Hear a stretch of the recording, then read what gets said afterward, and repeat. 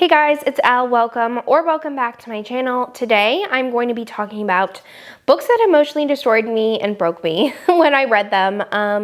I did this video about a year ago and you guys really loved it, so I thought I would do it again. And I have recently read some books that were really emotionally distressing to me, but I just love reading books that really pack an emotional punch. But I do have to read them like spread out, because if I read books that, like a bunch of books in a row that are really depressing and make me feel really sad, I'll go into a spiral. But the first book I want to talk about is The Women by Kristen Hanna. I listened to this on audio, and this isn't really a romance book. I mean, it has romance elements, but it's mainly a historical fiction book. So we follow our protagonist, and her name is Frankie, and it kind of comes from a really wealthy family in California, and her brother enlisted in the war, the Vietnam War, and so she's been running back and forth with him, and she's training to be a nurse, and so she decides to enlist to be a combat nurse. And so when she gets over to Vietnam, and she kind of has these own like biases of what she thinks Vietnam will be like her brother's writing her like, oh, there's such beautiful scenery and like camaraderie. I mean, there's war, but it's like not that bad. But when she gets there, it is nothing like what it seemed like. And she's really kind of thrown into the action of it all and the war and brutalities of war. And it's just crazy that like everything that you see through her point of view. And so we kind of follow her in her story, and when she comes home, and how she just was treated like she wasn't even like a veteran, like she wasn't even in the war, and nobody affirmed her feelings or what she was feeling post-war. And it's just like so brutal, like this world that Kristen Hanna painted and created it in this story. Even though it's a fiction story, it's based on real events. And I just like love this so much. I loved Frankie's story. And it's just so hard to watch her struggle so much, and like nobody's helping her. And it's just like brutal, and it was really hard to read. But in the end, we kind of get not like an HEA, but like some type of resolution. But it really does shed a light on the way I feel like America treats war veterans, and the way we kind of view things from different points of view. And I really enjoyed it. I definitely shed a tear or two while reading, and just all of the things that our protagonist went through, and it was just really hard to read. So I love this one. It's very emotionally distressing because we do deal with aspects of war and PTSD, and it's just such a good read. I love this so much. Even though I'm not like a historical fiction girly, I feel like I might be after reading this because it was so good. Then I have Just for the Summer by Abby Jimenez. This one like didn't make me cry. It made me just more emotional and just feel really bad for the characters. So the heroine, she is kind of in like an impasse in her life, and she just feels like every person that she dates ends up like finding their person after they date her. And so she is just like, I just want to find my person. And she sees this Reddit post on Reddit that is kind of like the same thing that she's saying, and that's the hero is saying this on Reddit.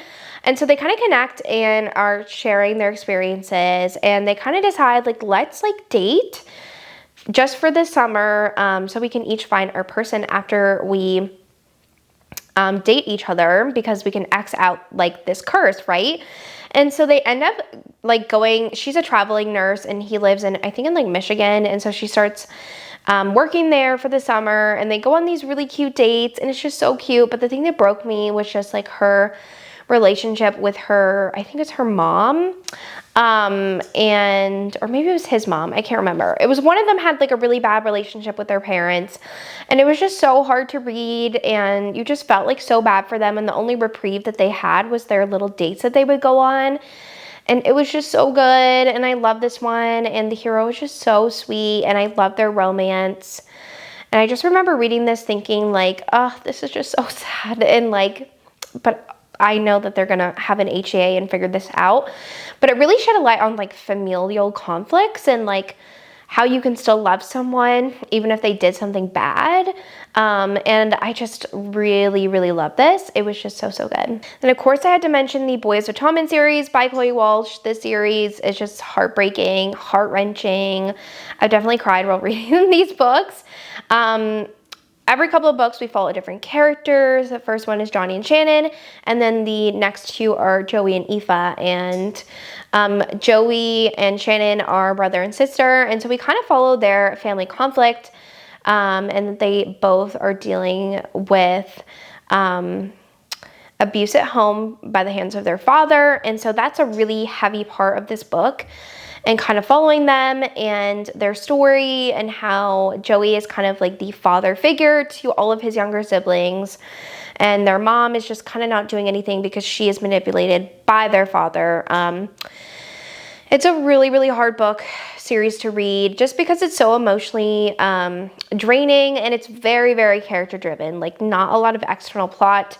It's really just focused on the characters and what they're going through. And it is just such a good series. Like, I love it so much, but it is so heartbreaking, and definitely has some triggers that you should look at before you dive into the series. But I just love how each of them, even though they grew up in such a horrible environment, they just are like such great people. And they feel like real people in this series. Like, these feel like real people that I know in real life. And you just get so attached to the characters, and I just love them so, so much. Then I recently read Wildside by Elsie Silver, and this one deals with the loss of a sibling, and just kind of going through that grief process, but also having to be there for a child. And so our heroine, Tabby, she recently lost her sister, and her sister had a son that is her nephew, and she kind of takes over like custody of him, obviously. But then she comes to find out that the neighbor of her sister actually has partial custody of her nephew, and she's like, how did this happen? And they really hate each other, because when they first met, the hero was kind of just rude to the heroine, and she has like biases against him, thinking that he did things against her sister, and so he is actually an American citizen, and this book is set in Canada, and so he has to keep figuring out his citizenship, and he kind of has sole custody of Milo, which is the nephew, but he obviously wants Milo to have like the best life and be around the people he knows. And so they end up going into entering a marriage of convenience to have his citizenship in Canada, or dual citizenship, and so that she can watch him, because he works as like an MMA fighter type thing, or UFC fighting, where it's like all scripted. And they kind of they start forming a connection and start realizing that the biases that they had against each other aren't true. And it is so good. And he like helps her heal and like grieve her sister. And like, even though her sister was not the greatest person, she still loves her, and like they just grieve together, and it was just so good. Like, I loved this so much. I love Reese, and I love their romance, and just how they healed together and had a romance at the end. It was just beautiful. I have For Lucy by Julie Ann. This one is just really emotional because of the subject matter. It's kind of a shorter read. It deals with the loss of a child. And so the hero and heroine lost their son, and they divorced because of that. Like, the heroine really blames the hero for the death of their son, but it's not necessarily what happened. And so they're co-parenting their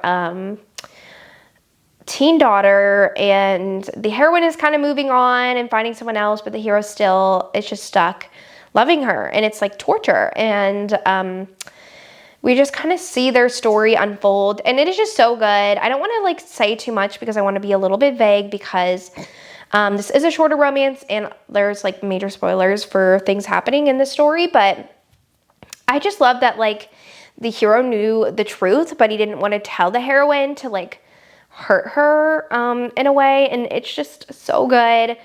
So emotional. I loved how you didn't really like know what was happening until you knew what was happening type thing. And it was just such a great story.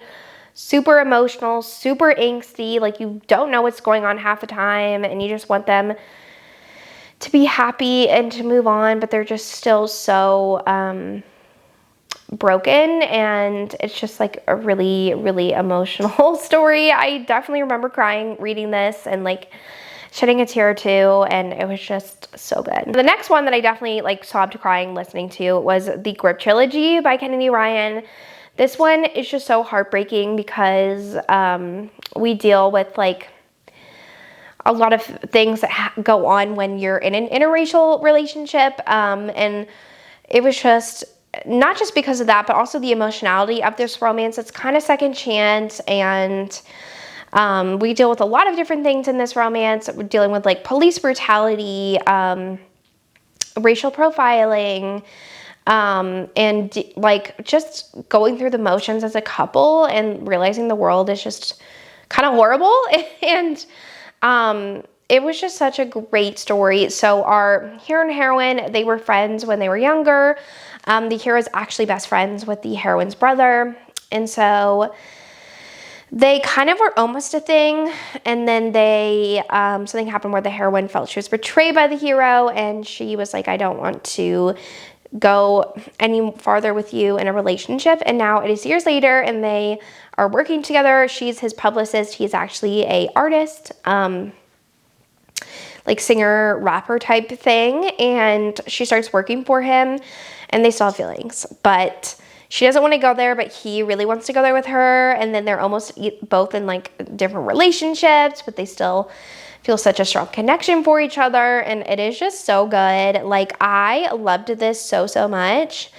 And just like the angsty pull and tension of their romance. And it is just so good. I don't want to say too much, but like the second book literally broke me. It was just emotionally destroying.